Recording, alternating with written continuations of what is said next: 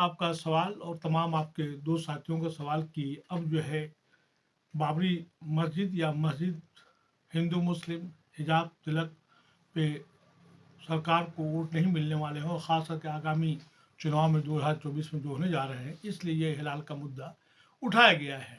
देखिए, ऐसा है कि जो भी पॉलिटिकल पार्टी और ख़ास करके मौजूदा जो सरकार है, नए नए सोच से और नए नए मौजूद नए टॉपिक्स लाती है, जिससे कि एक ख़ास जाति समाज को जो है डिस्टर्ब किया जा सके, ताकि वो अपनी मेन मसाइल से, जैसे तालीम है, रोज़गार है, उसकी हिफाजत से, सिक्योरिटी पर ध्यान न देकर इस तरह की छोटी छोटी चीज़ों से लगाए रखता है।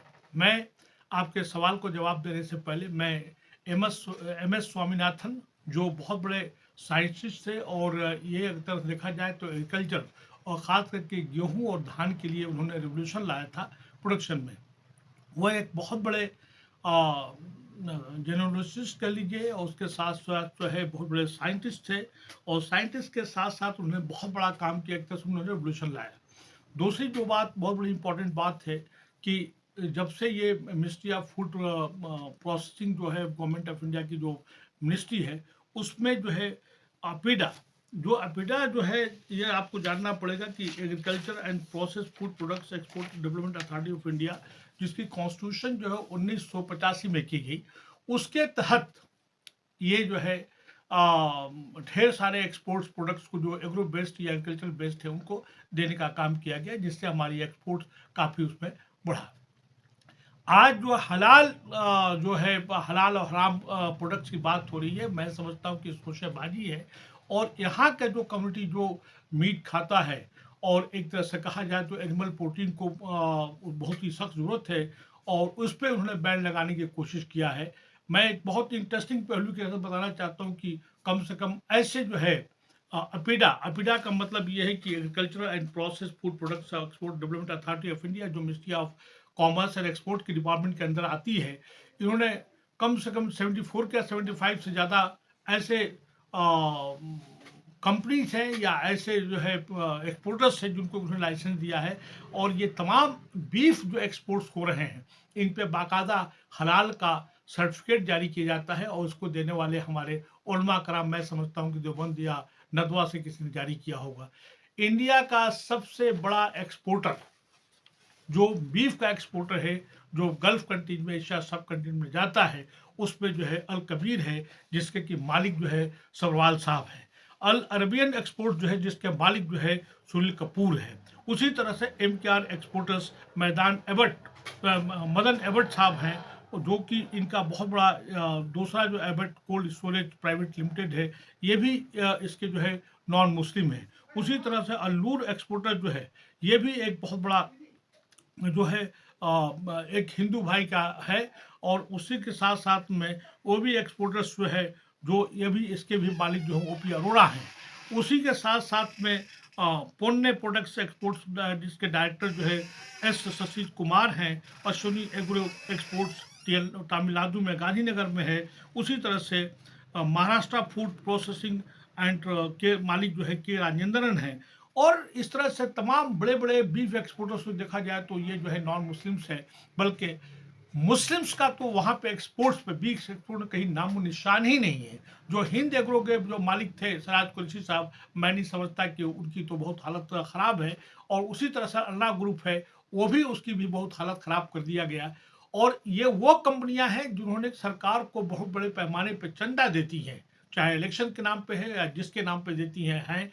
और आप देखा जाए तो ये जो एनिमल्स है, जो डाई एनिमल्स हो गए हैं, ये एनिमल्स को जो इसके जो प्रोडक्शन जो पालने वाले लोग हैं, इसमें तमाम SC ST दलित है, OBC हैं, और किसी न किसी से दोहरी बार कराने का तरीका है, ताकि SC ST OBC देखा जाए, OBC के लोग जो गांव में जिनकी की इकोनॉमी जो है एग्रीकल्चर बेस्ड है या एग्रो बेस्ड है, उनको डिप्राइव किया जा रहा है।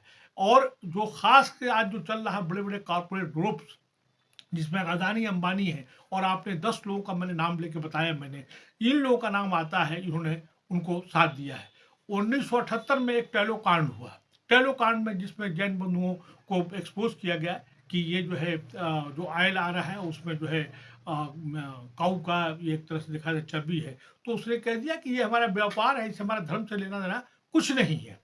अब मैं आपको इसके पीछे ले जाना चाहता हूं मैं, कि आप देखिए कि स्वामी विवेकानंद जी के उनके विचार क्या हैं। क्या वैदिक सिविलाइजेशन में लोगों ने बीफ को खाया? चालुक्य और चोला डायनेस्टी में लोग बाकायदा जश्न मनाते थे। आप उठा के देखिए कि हिस्ट्री क्या कहता है। यहाँ तक कि लोगों ने एक नहीं कई कई किताबें लिखी हैं।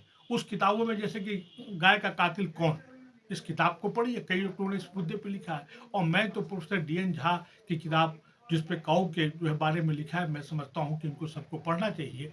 और इस तरह के नए नए सोच है जिससे कि एक विशेष वर्ग का समाज जो है परेशान रहे, विचलित रहे, अपने आप को अनसेफ महसूस करे और अपने मेन जो रोजी रोटी जो है अपनी तहफ़्फ़ुज़ जो है अपनी तालीम की, रोज़गार की, अपने जो और भी जो मसले मसाइल उस पर ध्यान न दे सके, करने कराने की बात है। ये सरकार जो है अगर देखा जाए तो तमाम ऐसे इम्पोर्टेंट मुद्दे पर बात नहीं करती है।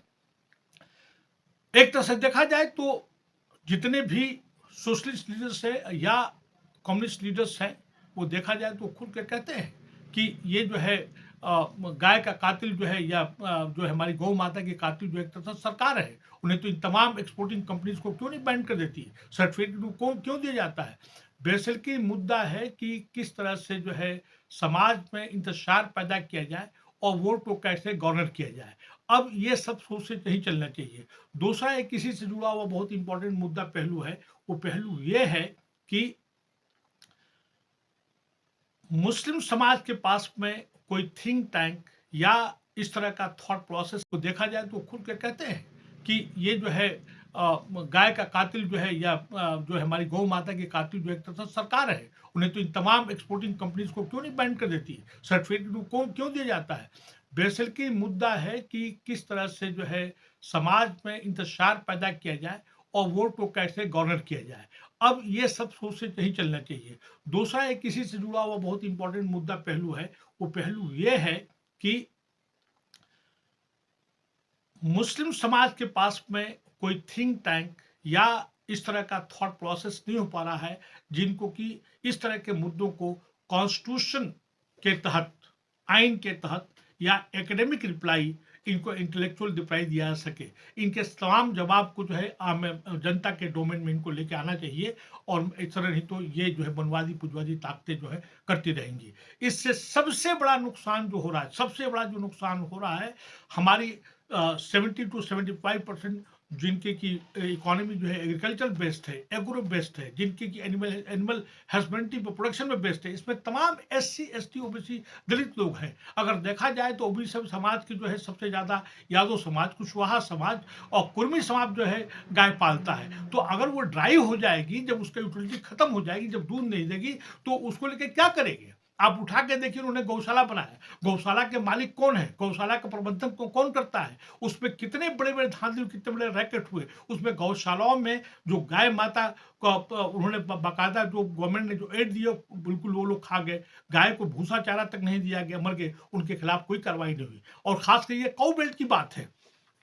इसी तरह से मैं आपको एक बात और बताना चाहता हूँ, इनको चाहिए कि हमारे जो तमाम जो पॉलिटिकल लीडर्स हैं, खास करके स्वामी विवेकानंद से लेकर राम मनोहर लोहिया तक जो सोशलिस्ट लीडर्स हैं, और उसी तरह से तमाम बड़े बड़े लीडर्स हैं जिन्होंने देश को बनाने में बहुत बड़ा कंट्रीब्यूशन दिया है, उन्होंने ऊपर उठ के काम किया है। उनके विचार गाय बीफ के बारे में पढ़ना चाहिए, जानना चाहिए, जो कि आज हमारे लोग जो है ये नहीं करते हैं।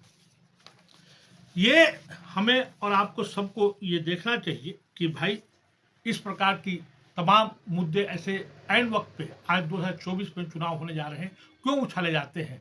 सबसे बड़ा बीफ ईटर जो है अगर देखा जाए तो SC ST समाज है, और उसके साथ साथ में जो है ट्राइबल पीपुल हैं, बुद्धिस्ट भी खाते हैं, क्रिश्चियन भी खाते हैं, और पूरे वर्ल्ड में खाया जाता है। हाँ, इतना जरूर है, चूंकि आपने बात कही, इसरार साहब आपने एक सवाल किया था और जावेद साहब ने भी किया है और जकरिया साहब ने, कि भाई आपके मेरे विचार क्या। मैं तो ये कहूँगा कि हमारी आम जनता, अपने लोग जो है तमाम ऐसे कोई ऐसा काम नहीं करना चाहिए जिससे भावनाओं को ठेस पहुंचे, और कोई भी जानवर दूध देने वाला हो तो उसको जो है उसको जो है खाने का प्रोग्राम उस तरह नहीं करना चाहिए, उनको खाना पीना नहीं चाहिए, क्योंकि उससे जो है मैं समझता हूँ कि लाइव स्टॉक जो है उसकी बढ़ोतरी होती है।